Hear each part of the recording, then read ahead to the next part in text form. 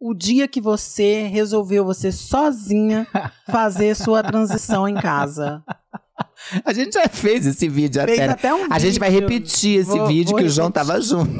Junto da nossa simulação. Gente, a gente ela vai tem fazer uma um pré-stories. técnica. Assim. Ela tem uma técnica de fazer redesignação em casa. Não faça, pelo amor de Deus. não Por isso que é faça. bom ela contar essa história agora, pra vocês entenderem como que foi. Já foi contado lá no João, mas eu fui, na verdade, né, eu tava já com, né, era uma época sem internet, que nem eu disse, né, uma época bem mais difícil, não tinha o SUS com todo esse aporte do processo transexualizador, que a gente fala super mal, mas não devemos, né, a gente tem que fazer com que esse SUS melhore ainda as condições, né, pra tudo, não só pra questão trans, pra toda a população, mas dentro disso eu já tava com um laudo dizendo que eu era uma pessoa trans e que o caminho pra mim seria a cirurgia. Na e eu época queria tinha, fazer. então, alguém que fazia esse laudo. Bem depois, né? Bem depois. Isso aí eu consegui o laudo, eu tava com 27 anos de idade. Nossa!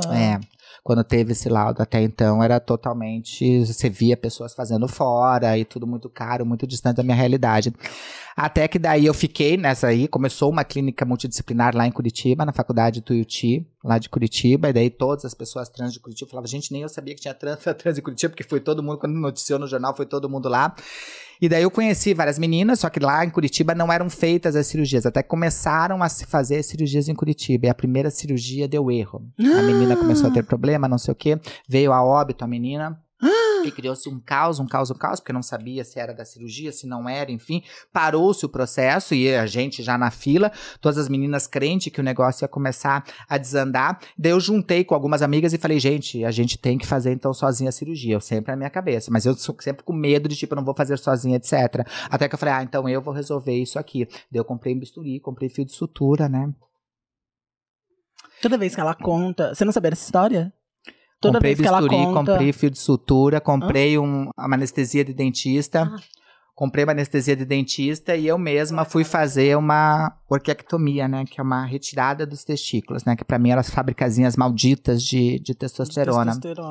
E... peguei pra você. E na segunda puxada, na segundo corte que eu fiz, né? Lógico, era uma região muito vascularizada, não sabia. E já fui acordar na UTI. Né, mas conta a parte que você avisou um amigo, né? Avisei um amigo que era enfermeiro, que trabalhava na Santa Casa, que ficava 1,5 quadra da minha casa ali em Curitiba. Você falou, eu vou tentar um negócio aqui. Eu vou tentar, deixei uma cópia da chave e ele foi me buscar quando eu tava lá numa poça de sangue. E daí eu não tirei aquilo da cabeça, né? Não tirei aquilo da cabeça, porque logicamente não saiu os testículos, né? Eles simplesmente fecharam. E depois, um ano depois, eu descobri uma amiga minha que tinha feito a cirurgia, né, de tirada dos testículos, porque a outra era muito cara e não fazia gratuitamente, era só pelo SUS mesmo, na época era estudo ainda, só podia ser feito por faculdades e por médicos credenciados e tudo, e essa minha amiga que morava em Foz do Iguaçu, ela foi até o Paraguai e conseguiu, no Paraguai levando o laudo, não era cobrado nada para fazer essa orquiectomia. O Paraguai estava avançado nesse aspecto? Tava. E eu falei, que bom, então eu vou fazer. Juntei dinheirinho, fui de Curitiba até Foz do Iguaçu, ela me recebeu, foi até a clínica, né? E todo mundo quando fala Paraguai fala, que horror. Não, era uma clínica super organizada, super em ordem. Super maravilhoso lá. Super, né? E daí eu cheguei lá e o médico, né? Eu entendia meio em portunhol, porque eu já tinha daí estudado alguns nomes, algumas referências ali, tudo. Eu quero... Da orquiectomia. Ele começou a fazer a orquiectomia, eu tive 2 desmaios no meio, ele não queria operar, eu falei, bom, eu trouxe o bisturi de novo, se você não operar, eu sou escorpião, já disse, né, então eu sou bem persuasivo, eu falei, se você não tirar, vai ser problema na sua clínica, porque eu vou sair daqui sem testículos. Ele continuou a cirurgia, eu insistindo, então eu que obriguei ele a continuar, e daí, mas era uma sedação ele tirou local? Uma sedação somente então local. Você conseguia conversar tudo, com conversando ele. com ele ia dizendo o que estava fazendo, tudo assim, por isso que eu tive 2 desmaios durante uma e outra, e voltava depois dos desmaios. Daí ele tirou os testículos, eu falei, tem certeza? Daí ele mostrou os 2 testículos, eu perguntei, não podem reimplantar esses testículos? Ele falou, não, se acharem e até 12 horas e botarem no gelo, podem reimplantar. Eu falei, então um fica aqui no Paraguai e o outro o senhor me dá que eu vou levar para Curitiba. Ele falou, não pode viajar hoje. Eu falei, não, eu vou viajar hoje, eu não tenho como ficar aqui, porque todo o dinheiro eu tinha gasto na viagem para ir e volta, que dá quase 12 horas de viagem, de Curitiba, de ônibus para até Foz do Iguaçu. Deus. Eu voltei com os drenos ali dentro, ele me explicou como é que tiraria esses drenos, e eu voltei voltei essas 12 horas, no mesmo dia que eu fiz essa cirurgia, amassando aquele testículo, né? Com um ódio mortal num saquinho, né? Ninguém nem sabia o que era. A senhora do meu lado só via, mas eu com aquele ódio mais feliz, assim. Falei, olha, eu cheguei na rodoviária de Curitiba, joguei aquilo lá, falei, bom, então 12 horas de distância, ninguém mais junta esse inferno aqui. E foi tudo ótimo, 5 dias maravilhosos. Eu falei, olha, deu certo a cirurgia. Até que fui tirar o dreno. Quando eu tiro esse dreno, vou dormir. E quando eu acordo, no meio da noite, suando de frio, tudo tal, quando eu olho pro meio, aquilo lá parecia que tava com uma elefantíase dentro. Ah, inchou. Inchou dentro. E aí?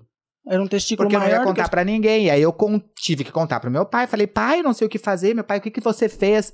Eu falei, pai, eu fui pro Paraguai, aconteceu isso. E meu pai falou, não acredito que você fez isso com a tua vida. E aí começou uma outra luta, porque lá em Curitiba a gente já tinha um plano de saúde, mas nenhum médico queria colocar a mão.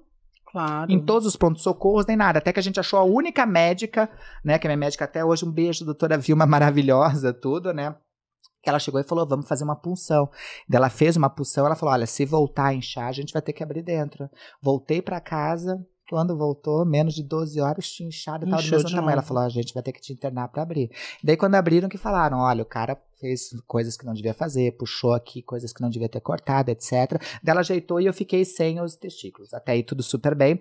Só que daí começa a regredir a bolsa escrotal. Porque como não tem os testículos dentro, ela começa a regredir. A gente precisa da pele dos testículos para fazer os lábios vaginais. Ah, ela começou a encolher, usar a palavra.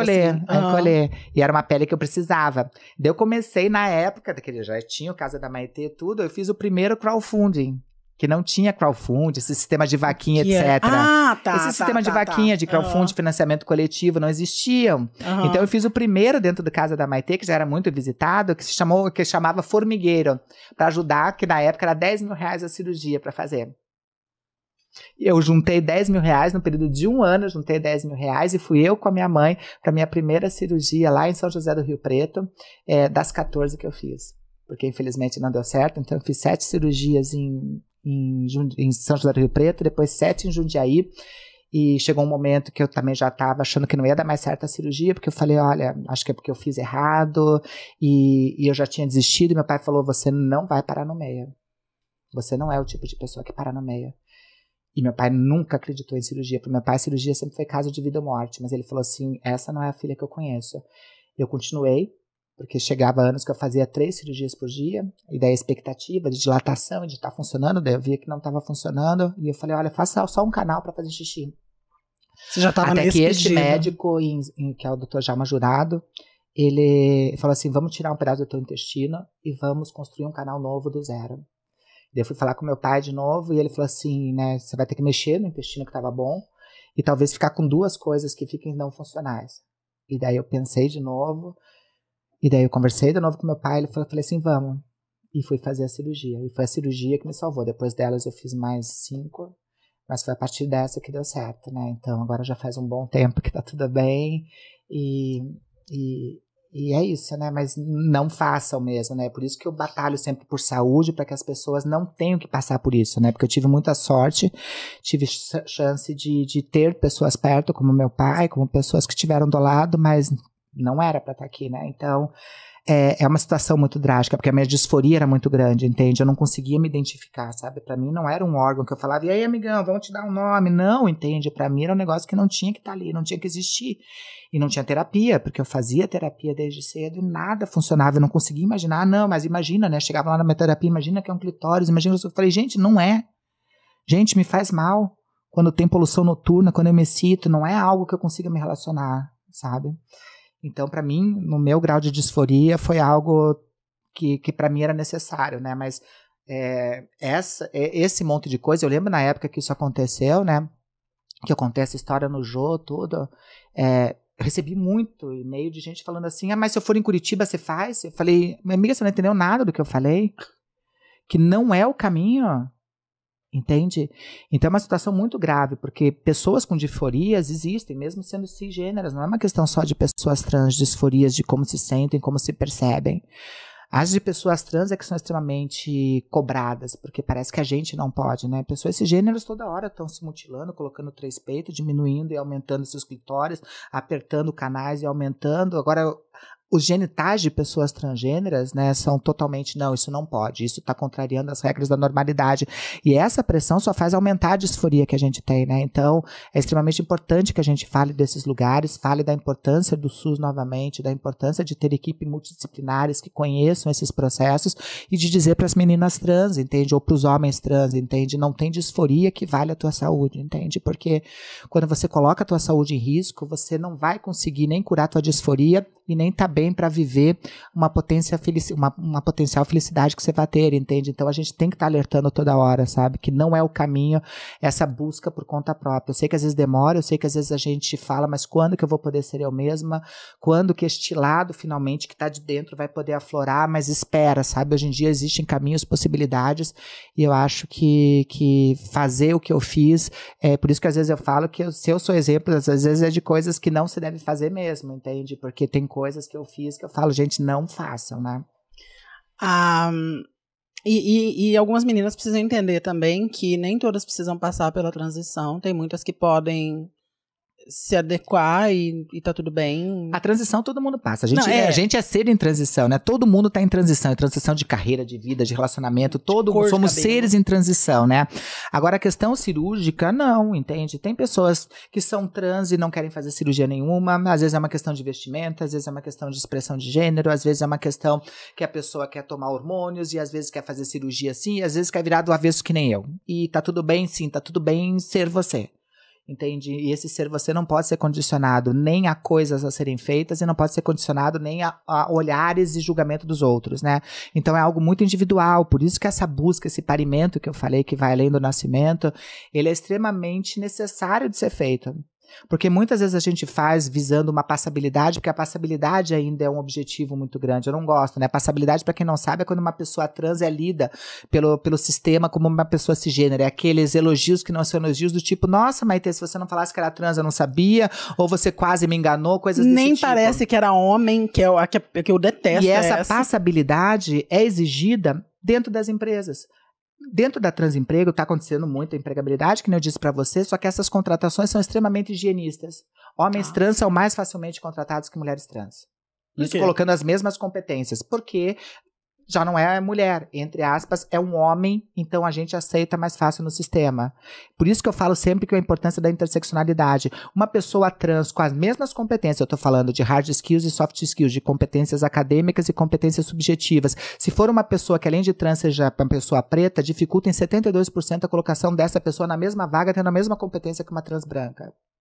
O mercado contrata muito mais facilmente uma pessoa com passabilidade do que sem passabilidade, tendo as mesmas competências. Pessoas não binárias vão ser muito mais dificultadas de colocar dentro do corporativismo, que não está pronto para pessoas não binárias.